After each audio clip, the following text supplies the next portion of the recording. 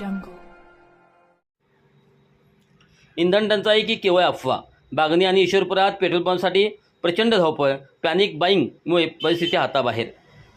पंतप्रधान नरेंद्र मोदी यांनी देशहितासाठी इंधन बक्षीचा संदेश दिला आणि सोशल मीडियावरील अफवांची गल्लत झाल्याने आज वाळवा तालुक्यात एकच अनपेक्षित गोंधळ उडाला. बागणी येथील पेट्रोल पंपावर आज सकाळीपासूनच वाहनधारकांच्या मैलोमिळी रांगा लागल्याचे चित्र होते. तर ईश्वरपूर शहरातील प्रमुख पंपावर ही अभूतपूर्व गर्दी पाहायला मिळाली. काही पंपावर पेट्रोल संपले असे फलक झळकल्याने नागरिकांना चिंतेत भर पडली असून इंधनासाठी जनतेची मोठी तारांबळ उडाली आहे.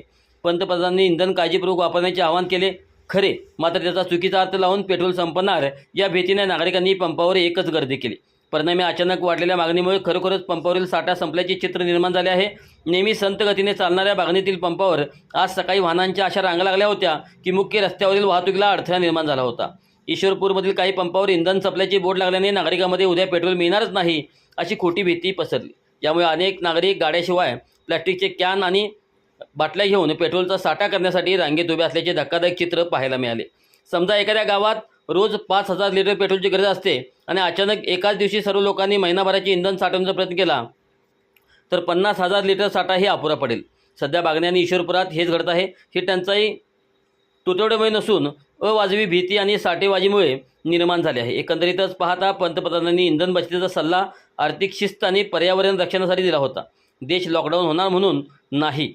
प्लास्टिकच्या कॅन आणि बाटल्यामध्ये पेट्रोल साठवणे अत्यंत धोकादायक आहे, बेकायदेशीर आहे. त्यामुळे मोठ्या अपघाताला निमंत्रण मिळू शकते. पेट्रोल पंप बंद होणार आहेत अशा आशयाचे कोणतेही मेसेज व्हॉट्सअपवर फॉरवर्ड करून समाजात भीती पसरू नका. स्थानिक प्रशासनाने आणि पेट्रोल पंप असोसिएशनने तातडीने पुढे येऊन इंधनाचा पुरवठा सुरळीत असल्याचे जाहीर करणे गरजेचे आहे. नागरिकांना विनंती आहे की त्यांनी घाबरून न जाता केवळ गरजेपुरतेचे इंधन भरावे. तुम्ही आज गरज नसताना टाकी फुल केली तर कदाचित एखाद्या गरजू रुग्णवाहिकेला किंवा आपत्कालीन वाहनाला पेट्रोल मिळणे कठीण जाईल. संयम बाळगा, अफवांना आळा घाला आणि एका सुजाण नागरिकासारखे वर्तन करा.